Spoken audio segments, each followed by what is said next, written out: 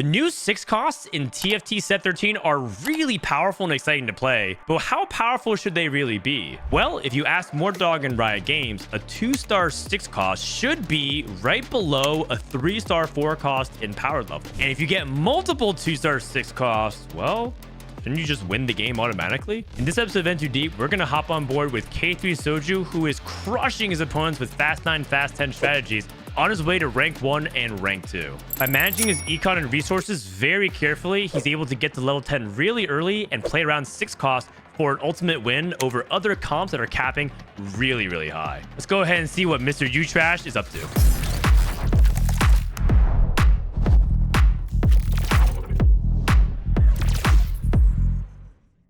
All right, let's hop on board with Soju's POV, and it looks like the encounter is Jinx Scuttlepuddle, which means that everyone in this board, on average, if they make it to like the top 5, top 6, they should be really strong. There's very few boards that are going to be missing because you get so much extra gold and you get extra items. So you can actually play for those duo carries, maybe have some support utility items, and still have enough items to itemize everybody you want. You get around 3 to 4 extra components on Scuttlepuddle on average, I believe. So just playing on his ult account, Parking Lot of 96, which is a callback to when he just said that everything is so free. It's kind of like he's playing in Disneyland, and if you're not even in Disneyland, you're in the parking lot.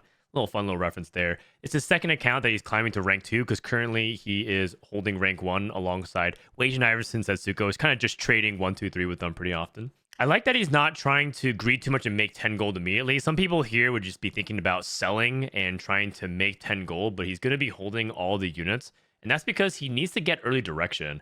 I think a lot of people are so committed to making early econ, but then you sell a bunch of pairs and then you have no ability to actually win any fights in stage 2. Then you're going to be forced to either roll on stage 3 or lose again on stage 3 and put yourself in a tough spot HP wise. And I think that all stems from very small but insidious plays like selling your pairs and not giving yourself any direction early. Not to mention that his items are still pretty open-ended. He has cloak and glove and I guess vest now, so he can make 10 here though and at least play around the Irelia. That makes it a lot easier alongside that Draven. So we're on a high econ port like Scuttlepuddle, so just keep that in mind as we evaluate these things. Tiniest Titan is mainly a loot streak augment that primarily benefits things like Chem Baron, for example, because you give up so much HP and it's a way for you to climb back into the game once you're done loot streaking.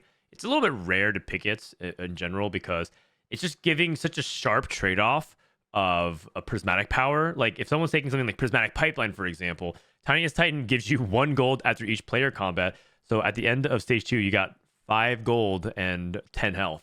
Meanwhile, Prismatic Pipeline is giving you a burst of gold, artifacts, support items, rating items, and all these different kind of things, which is worth way more than that 1 gold. So unfortunately, Tiniest Titan's nerf doesn't really make it a very applicable start unless you're opening something like Chem Baron, in my opinion. Quality over quantity. This is a augment that actually got buffed recently to now give 12% extra HP, and that's huge. This is actually a very powerful augment. It's really good if you're able to play around strong aura items because what ends up happening is you just have a bunch of radiant items that makes the whole team really good.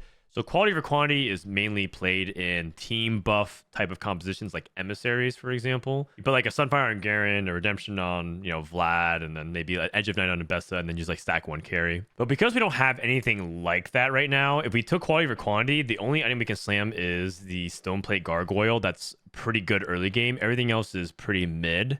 And then we don't have anything to play for on Carousel. So I don't think this is actually that good of a pick right this second. Prismatic Pipeline is a really good loot streak cash out augment, except it just guarantees cashes you out in 5 rounds, which is quite good. And it also gives you the potential to spike really heavily around specific things. Like you're taking Prismatic Pipeline and playing around reroll, you can try to go for a bunch of artifacts for say like Nocturne or Violet if you're playing family reroll, things like that.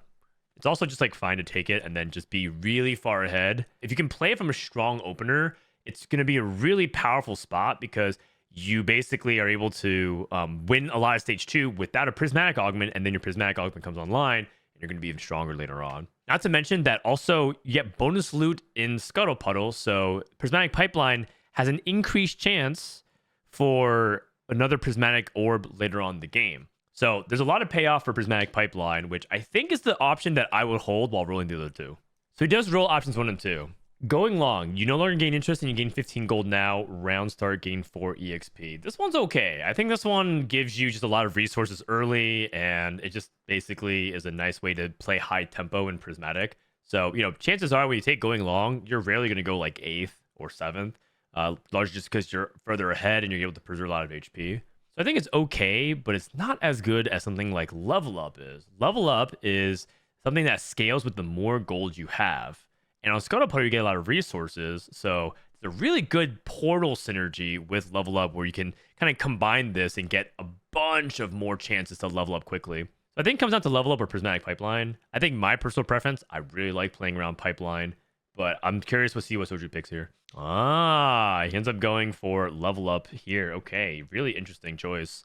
I think a lot of people would actually pick prismatic pipeline because the reputation that augment has is that it's just straight up broken, because it just gives you way too many resources in exchange for just, having a weak stage. But Soju's just going to pick level up. He's not going to level up here because I guess he wants to make 10 interest. Level up already levels him up to 4 because of just clicking that augment, but he's just going to try to play around the best possible board he can while focusing on econ. I guess the way he's thinking about it is, if I take prismatic pipeline, I'm going to be losing most of stage 2. But if I take level up, I'm going to be losing most of stage 2. And this is a portal that allows me to play for like a fast 9, maybe even a fast 10 strategy, and really capitalize on having a strong econ start. And look, he actually even wins because he ends up slamming a stone plate and just playing around his 2 stars and gets a pretty easy win there. We're at level 5. The first thing he's going to think about is, what's the best board I can play while making economy? I think here he probably might end up just playing a second Draven, or he might just play a 3 cost to try to maximize his strength. Playing of the Draven is so that he can make 20, and that way he's like, okay, win or lose, it's fine because I'm playing another pit fighter. It's the only thing that activates around here. If you play like a Mumu, for example, he played Trundle, for example, he would get nothing out of it for the most part. So playing a second Draven at least gets him another pit fighter on the board. The other is to play a 3 cost to try to just make the strongest board possible and forego making 20. And I think because he won the previous fight, he just says, I want to try to win again. But he kind of got a little bit destroyed. So it's just one of those things where, hold on a second. He actually tried to show that he was willing to use a duplicator to just make 20 gold. Like he can use his duplicator on Kog'Maw and sell out his bench to try and make 20 gold. Interesting. So he definitely was thinking a lot about how to make 20 gold. Just something to keep in mind there for whenever you're in a future spot. Okay, we're going to tech in Rebels instead. This is much better. Rebels is really good early stats. And he's just going to take out the Pit Fighter because, quite frankly, this Draven 2 with Pit Fighter isn't going to do that much right now. He's going up against someone who open celled the Prismatic Pipeline. So this is definitely one of those lobbies where a lot of people are hyper greeting and kind of actually feeds into level up. Like the slower the lobby is, the better it is for level up because over time, you're just going to get so much more value because everyone's like playing very slow. They're like, I'm not going to play a strong board. He's going to be able to greed and push levels very aggressively. All right, we're scouting around. Looks like we have 2 people who took Prismatic Pipeline. We have someone who took Shimmer Scale Essence. We got quality over quantity. So we don't have that many people committed to lines outside of maybe the Kog'Maw player and I think 1 Emissary player. Looks like we took Belt off Carousel, and this is just to try and stay as open as possible. Just make sure not to commit. If you take a rod, a sword, and or a bow, it's very committal into a certain area. And by slamming the belt, it just takes care of something that he's always going to need, which is a good tank. And this is one way you can keep yourself open when you're playing a high econ start, which is I don't want to necessarily feel like I am 100% committed to trying to play around an AD carry. Let's say he took a sword and a bow, and he has it on Draven. Now it kind of feels like he has to play around like Corki and Jace. Right now, it's still open-ended where he doesn't have any commitment, and he's not on any kind of win streak to protect. You could argue that he should be trying to go for, an item commitment if he is on a 3 win streak because you want to complete the items to keep your board strong. But I think right now he's doing a good job keeping himself open and still winning rounds and building boards, holding the right pairs. It's all looking good, and he's just making that money turn by turn. To make 40, he would sell Rel and the Violet and then play the Leona, but he loses Conquer. And then Conquer is 8 out of 10. And if he can get to 10, he's going to get 2 gold for cashing out. And even if he loses, he should actually be able to get to 10 because, his board is good enough to kill 2 units. So he's probably thinking about selling 1 Leona instead. That's a little bit of a tougher decision because he also has a duplicator. So he could theoretically save things like that Leona and try to spike his front line. But he kind of got what he wanted, which is he made 10 out of his 35 on the Conquer and he made 40 gold. And this is where I think a lot of that expert play becomes really tricky because sometimes you hold that pair at the expense of 1 gold and sometimes you don't.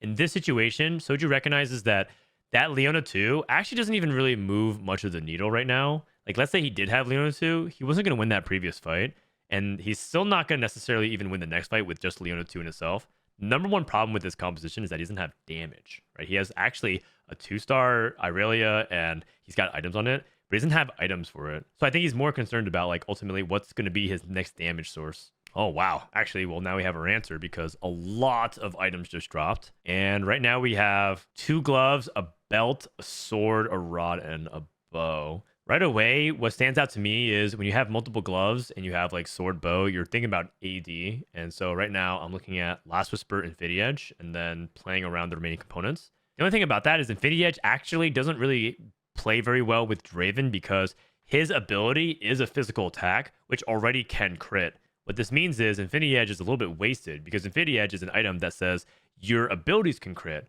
Well, guess what? Draven can crit already, so not going to be that impactful right now. So an alternative that he can do if he doesn't want to slam Last Whisper and Infinity Edge is to go for a Rage Blade, and that would be to try to kill his weakest components. That's another way you can think about itemization, which is if you know you're going to be playing around something like physical damage, you have to have a game plan for what happens when you get rods and tears. So if you use Rage Blade, that's like a really effective way to kill the rod without worrying about like, well, what happens if I have 2 rods and a tear?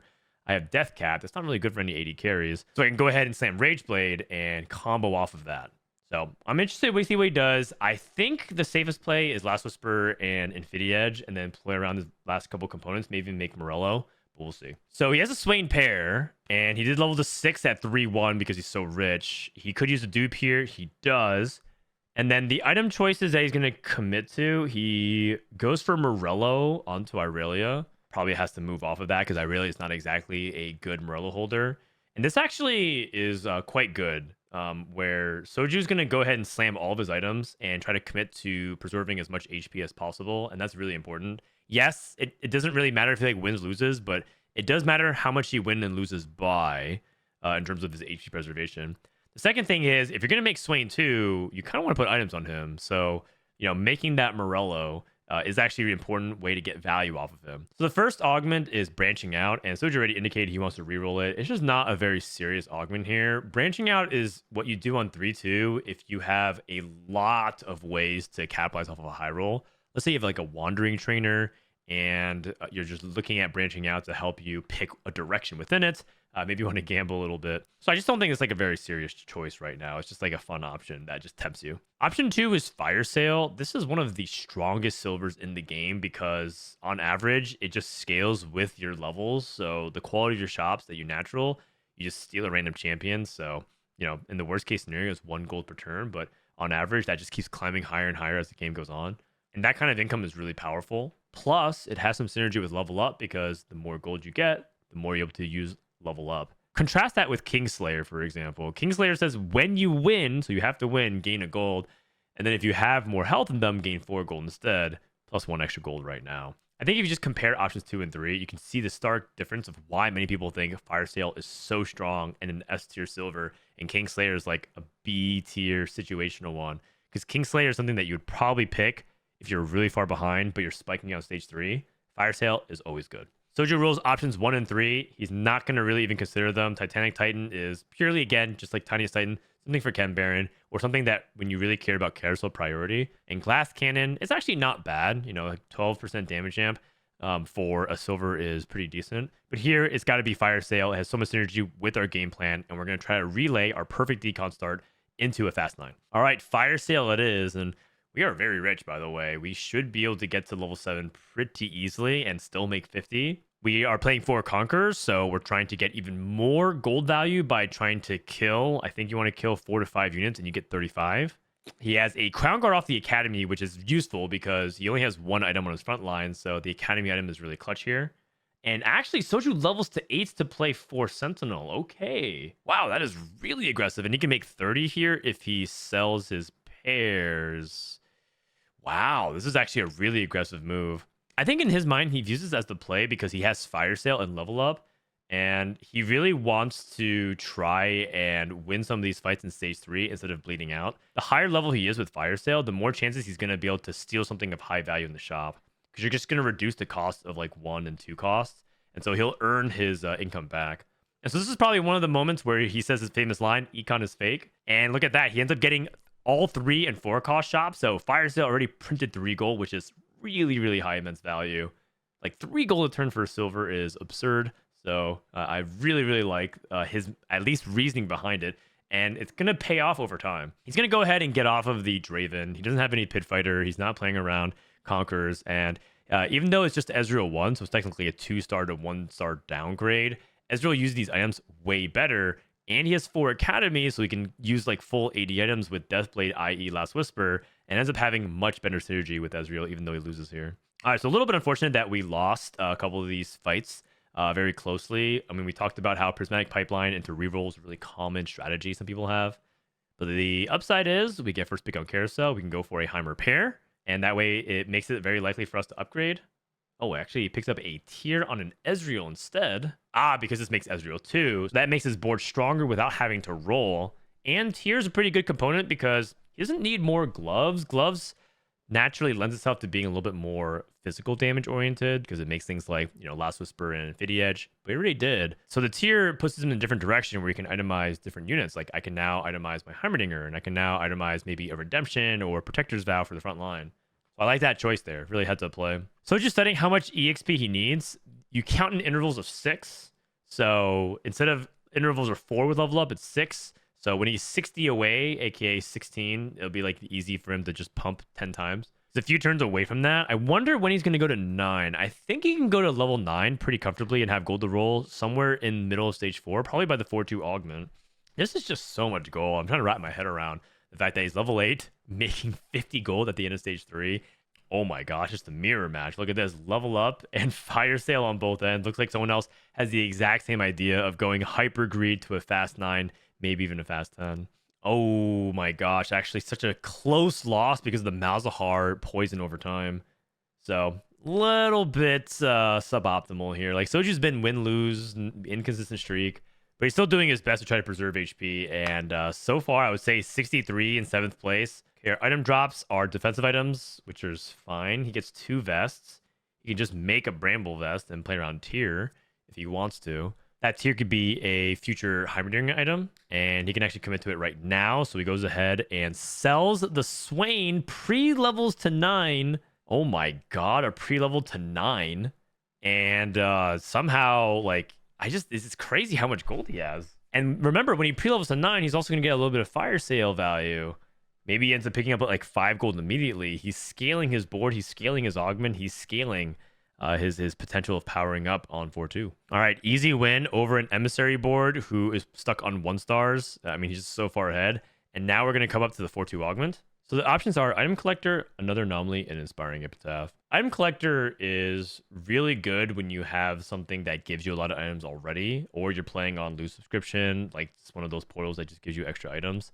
And so you just get a natural amount of scaling, and also is an augment that continues to get stronger as the game goes on. Usually you take Item Collector when you're playing something like Buried Treasures or Over Encumber. You're just getting like a lot of extra items. And we don't really have that at all. We took almost all econ. So there's not much synergy there. I'd probably avoid taking Item Collector here. Another Anomaly is a really strange augment. This augment doesn't look very good. And back when we were testing on PB, the stats on it were just very poor in general. But I think that it's because it's a hard augment to play. You kind of need to take it in a situation where you're okay with double the anomaly. But that's a little bit on the rare side because let's say you take a tank anomaly. It's kind of rare for you to have another tank hold that anomaly and then have like 2 other items to complement that anomaly item. I think another anomaly is probably not the choice here. But keep an eye out for this augment. I do think that it is something that might end up being better than we think it is, even though it looks kind of bad. Inspiring Epitaph is generic combat. It's one of the best generic combat augments in the game. It scales with your level. The more units you have, the more value you get off of it. The more HP you have. If you're playing something like Bruisers or Emissaries, it just gets a lot of value.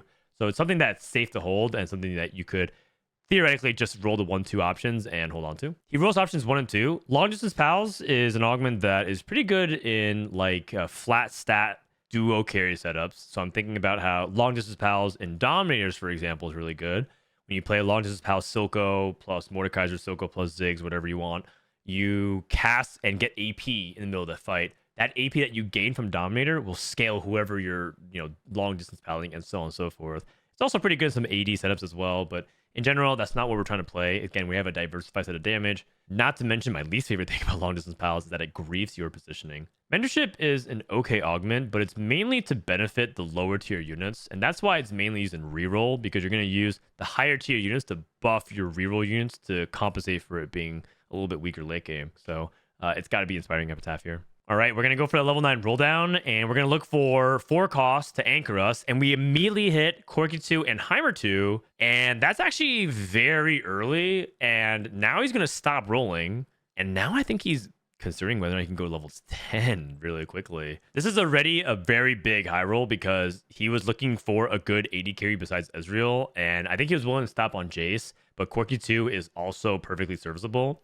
So we are going to stop rolling there. I like the inclusion of Echo. It gives us something to do with the tier until we get to Carousel, and you can always just sell Echo if you get like Blue Buff or Archangels for Heimerdinger. I think this is a good opportunity, by the way, to talk about expected stage tempo. This is a concept that a lot of people need to employ when they're looking for Fast 9, because that tells you when you can stop rolling. I think that's ultimately one of the biggest questions every player has when they're in this spot is, when can I stop rolling and going to 9, and when am I stable? The answer usually comes in the form of a couple of questions. 1, are your item holders upgraded? In this case, it's Irelia 2 and Corki 2. 2, what is the expected power level of what other people are playing here is? And on 4-2, you pretty much expect, at best, a couple of 4 costs to be upgraded, assuming they're hitting everything. And that's people rolling for, Zoe 2, Alawi 2. In this case, this person also has at least 2. If you're looking for Silco 2, Mundo 2, if you're looking for Corki and Mbessa and Garen. So maybe, 2, at best 3 in high econ portals. And he's kind of already there. So in this spot, he feels like he's actually good enough to stop rolling here because he would have to roll so much more gold in order to find anything to meaningfully improve his board. You have to roll like really deep to find a Jace, maybe even another set of upgraded front lines to replace his cheap Academy units. All right, looks like we're going to go for the sword on the Zoe so that we can get a Shojin. And that Shojin will just give us some versatility of our itemization. We could put the Shojin on Heimerdinger. We can also find a Shojin for another 5 cost later on. Shojin is one of the most flexible items in the game right now. And wow, Zoji's going to go to 10 right now and roll. That's really, really aggressive. He is technically increasing his chances of finding a 6 cost. Now, his 6 cost odds are 1.1. He could theoretically find a 6 cost and anomalize it. But it looks like he's just rolling to try to improve his board. Looks like he wants to see if he can get like Rumble on the board, for example. Look for Jace, 5 Academy. Be pretty huge. Or even just 4 Academy and replace Lux, because Lux 1 is not particularly very good at this point in the game. And unfortunately, it looks like we kind of whiffed. We went to 9 to basically just play Rumble and complement Echo, and that's 5th Sentinel with 3 scrap. So a little bit of a unfortunate set of rolls. But I will say that was kind of aggressive, and it's probably because he lost the last fight pretty badly, so he felt like he wanted to roll a little bit and try to find Jace before the anomaly, so that way he can anomalize his carry. I think Soju feels like the payoff of taking all this econ is that he can hit those units early and then find a good anomaly for them. All right, let's take a look at these anomaly choices. We have Attack Expert. This one's actually pretty good. It actually works with all your bonus AD from items, and he's got Infinity Edge, Deathblade, and Last Whisper. I guess a little bit of downside is you would love to have this on something like a Jace 2 because you're at level 10. You're going to play for 5 costs. Oh, wait, actually, he did find a Jace. Wait, where do you find this from? Oh, wait, Jace actually... Is this from Fire Sale? He actually got... Ha! That's actually insane.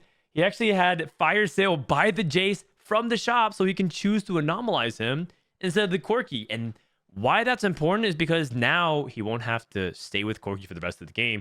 He could play for a bigger high tier cost champion instead of just being on Corki. Oh my god, that's so huge. So yeah, he's actually going to commit to try to go Attack Expert onto the Jace and just try to play for a really high cap here. That's probably one of the most lucky things that happened to him so far this game. Like he's going to replace his Irelia with Jinx because he was playing 5 Sentinel, and a lot of people feel like in this spot Jinx is kind of bad because you're not itemizing her, but Irelia is even worse. You're playing around a lot of 1 costs. And in these kinds of situations, when you're thinking about what can I replace, always look at the lowest tier units that aren't really actually offering very much. So in this case, Irelia is a 1 cost. She does a little bit of damage and she gets a little bit of shield. That's really not very much.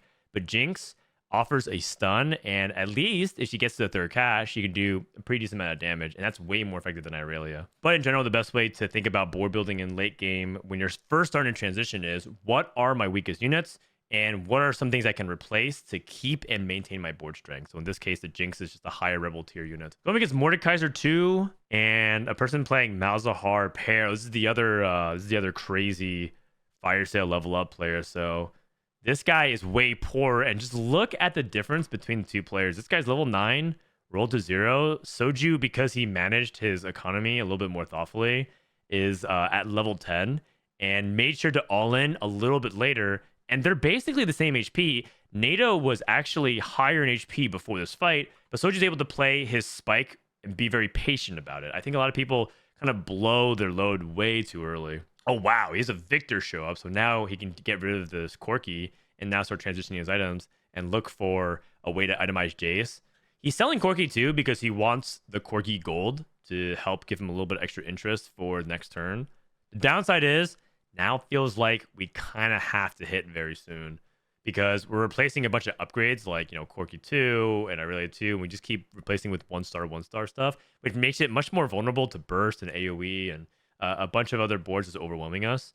So he does have a Jace pair, so if he can hit Jace too, he's probably going to be in a much better spot. Okay, we hit the Leona. We also hit a Warwick. Warwick's actually a pretty decent splash in a bunch of comps. I think the expectation with Warwick is that he's supposed to hyper carry. You give him items. But Warwick is actually just really nice as cleanup, and he's going to prioritize playing it over Jinx.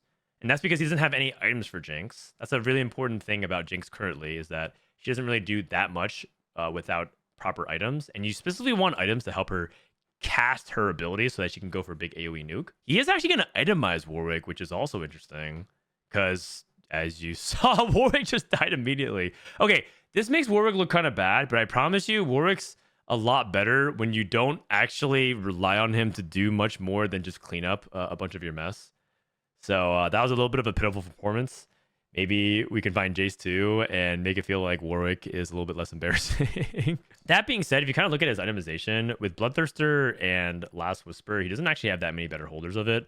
So it kind of makes sense. Okay, we find Mel. So we have one of each 6 cost, and we're going to sell our Heimerdinger because it's not like the Academy matters very much here. We can actually remove and put Last Whisper back onto Jace. We also have a Malzahar too. And in these kinds of situations, we should be thinking about what are the upgrades we can play, because he's been constantly downgrading his board more and more. Like every single play he's made so far has been to downgrade the quality of his board. That's because he wants to play a higher tier unit. So he kind of realizes okay, this Warwick was trolling. Itemizing Warwick didn't really do much here. I'm actually kind of glad that happened, because I was like, oh, is he actually going to itemize Warwick in this spot? But now he's playing around Malzahar too, because that's just the unit he hit. So splashes in Malzahar. He still has that 4 Sentinel core, and Malzahar's a visionary that ties in with Rel. As long as you can get upgrades on your units, it does not matter. Just find a way to fit them in with a good front line and a good back line. All right, we rolled and we hit Rumble 2. That's a really big upgrade. We're thinking about Mordekaiser over Warwick, but I kind of like just keeping Warwick in because we don't have items for Mordekaiser. That's part of what makes 6 costs so strong, is that you don't really need items on them to have impact. They still can cast and do their thing even without items. Finally we hit Jace. We've been rolling for basically a whole stage, and this has actually been really big. Oh, but he's actually too poor. He's actually 1 gold off because he sold the Gangplank. He was only at 4. And for him, in his mind, he really wants to hit this Jace because he's at 28, which is basically 2 lives at this stage of the game. The opponent is playing Caitlyn 2 Malzahar. Does not seem like his opponent's playing that strong of a board though, so looks like we're able to get that win and buy this Jace. No lock necessary. That's good. Huge round. So now we have Jace 2 and we have Victor pair. We have open slot on Rumble, so let's think about what Rumble item we can pick up here. I'm thinking Quicksilver is probably what he might think about. You can also consider a Declaw if he wants as well, just because Rumble's a Sentinel, so you can just help him stay alive a little bit longer. Utility items are a lot weaker in this spot once you hit Victor, because Victor already has Shred and Sunder built into his auto attack. So, things like Shiv is a lot weaker at the moment. His positioning is starting to change a little bit. Before, he was having Alawi be solo frontline because Stoneplate Gargoyle is usually an item that gets more value with more things attacking it. Late game, in a lot of situations, it's not worth griefing your positioning by clumping everything and making it perfect for, you know, like Elise, for example, to jump on your back line. If Alawi's like right here, Elise walks up, she jumps towards the middle and gets this big, giant circle stun and hits everything. At least now it's a little bit more spread out. And that's huge because you can see, for example, Malzahar did not get caught this time. That might be a small fight difference, although this is a really strong Rebel board. 2-star upgrades across the board. And Zoe's about to cast again. Oh, man. That's a very, very close fight. I mean, 2-star upgrade Rebels is really powerful. Everyone knows that. And Soju's now sweating a little bit. He's considering his positioning of whether or not he wants to move things like the crystal a little bit up and just, again, declump his back line because he recognized that there's a lot of ways for him to get punished if he gets AoE'd down. We're going up against the k3soju board from Philip, but I think we're too strong now. You know, I think that this Jace 2, this Rumble 2, we're starting to get upgrades on it. Rumble is doing a big amount of AoE, right? Rumble's now doing big AoE, Jace is doing big AoE, Victor's doing big AoE, Malzahar's doing big AoE. We're just having too much value across the board. Soju is also moving his Crown Guard away from Alawi to put onto Rumble. Okay, that's also pretty good because Rumble likes having a bunch of AP. One thing worth noting is that Rumble really wants having raw AP on him to basically amplify his damage. A lot of times people put things like Jewel Gauntlet and Spark and Hodge, and those are okay items, but nothing gets better than just like straight Death Cap and AP on Rumble for maximum damage and Pain Train. All right, Scuttle Puddle gives us a bunch of gold and 2 items. Now we're rolling down and we're rolling and we hit the meld 2. Huge. Took a lot of gold. We rolled what, 50, 60 gold. Warwick Pair. So we have Warwick Pair, Mel. Now we can go for blue buff. That's our best item. We can also go for a third defensive item on Alawi like Redemption or Steadfast. That's also okay. It goes for Steadfast. And now we have Mel 2. 2-star 6 cost. Should be somewhere between a 2-star 5 cost and a 3-star 4 cost and power level. I think they said right below 4 cost 3-star. And so Mel 2 should be really, really high impact and value. And I think that's like the way that you convert off of the double econ because, I mean, that's basically what Soju's been angling for this entire time. Soju actually realizes that his opponent is chasing 3-star 4 cost. So while he's been rolling for 6 cost, he's trying to deny his opponent's win condition. And he's going to sell his Warwicks to try and pick up things like the Mbessa to deny his opponent. So a little bit of rat action. He's replacing his Malzahar and trying to roll down and see if he can grieve his opponent with the Corki, and he gets it. He's going and counting how many Corkis and Mbessas his opponent has. It looks like 6 Corkis, 7 Mbessas. Usually the count is if you just grab 2 of them, there's 10 4 costs in the pool. So if you grab 2 of them, 8 are remaining. It's pretty much impossible unless they get a duplicator of some sort in order to get a 3-star 4 cost. And that's the only way he can lose the game because he recognizes he's so far ahead that he just needs to deny any type of win condition from his opponent. Hey, 2 Mbessas locked and loaded. 15,000 damage Mel, 15,000 damage Jace. Just like in the show, the Mel Jace combo. He scouts a little bit and rearranges his positioning here to try and make sure that his Rumble can stay a little bit safer. In these kinds of late game situations, try to make sure that you line up your tank, especially with Bramble, into the Corki. So that way you stall for as long as possible. It's a nice little heads up positioning swap there. But you can see that he's winning by a landslide now. His board is fully done. He already hit his 2-star 6 cost. And all he has to do is just deny his opponents. All right, Giant Slayer off Carousel. Doesn't really matter very much at this point in the game.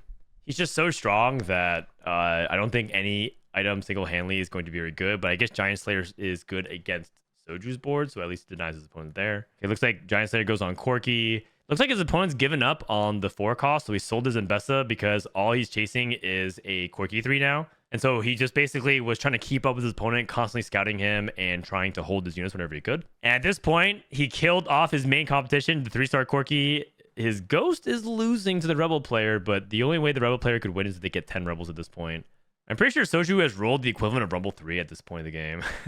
Okay, going up against the Rebel player one more time. The opponent's Jinx going full cast can't really deal much damage.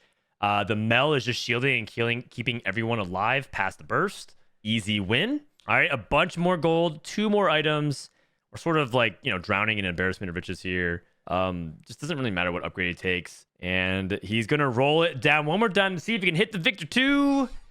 Gets the Victor 2. Can put items on him as well, although it's not like Victor really needs items to perform really well. And at this point, he's rolled past the same 5 cost about 50 times, missed Jace 4, and can pretty much just itemize Victor 2 and Mel 2 and absolutely crush his opponent. His opponent has no chance, even if they were able to kind of, 2-star more legendaries. There's nothing they can do about multiple upgraded 6 costs. And I think this is pretty much going to show you how to have ultimate economic victory over your opponent currently on the patch in this set. If you can get the upgrade 6 costs with huge econ, you'll win the game. What a masterclass performance by k3soju himself, showing you what is basically an economic victory in TFT by finding ways to cap his board with upgraded 6 costs and having a huge econ start. By managing his interest and his resources correctly, he was so far ahead against somebody who actually did the exact same thing, and you saw the difference in results by him being patient and striking and make sure to manage his tempo correctly. All right, well, that's it for this episode of Into Deep. Thanks for watching, and I'll see you guys next time.